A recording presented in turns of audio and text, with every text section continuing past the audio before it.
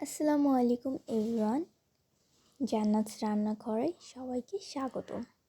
আজকে আমি রান্না করব আলু বেগুন দিয়ে শুটকি ভুনা। রান্নাটি খুবই সহজ কিন্তু খেতে অসাধারণ।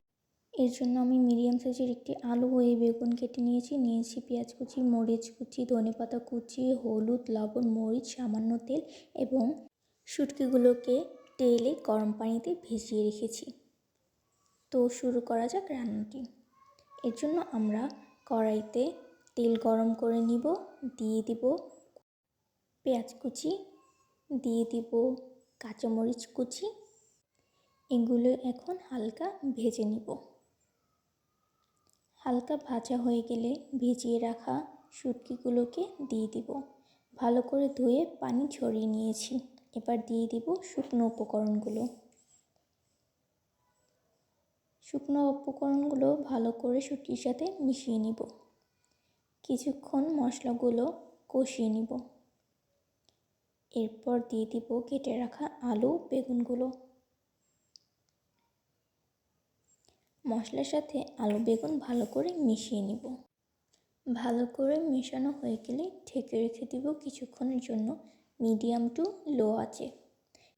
এবার কিছুক্ষণ পর ঢাকনা উল্টে আমরা বেগুন আলুগুলো নেড়ে দিব।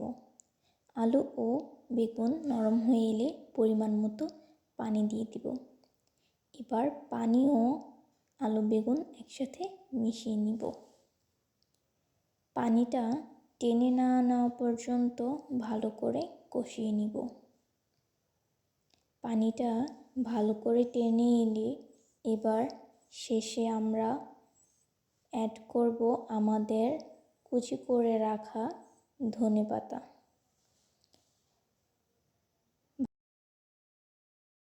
তৈরি হয়ে গেল আমাদের আলু বেগুন দিয়ে শুটকি ভুনা।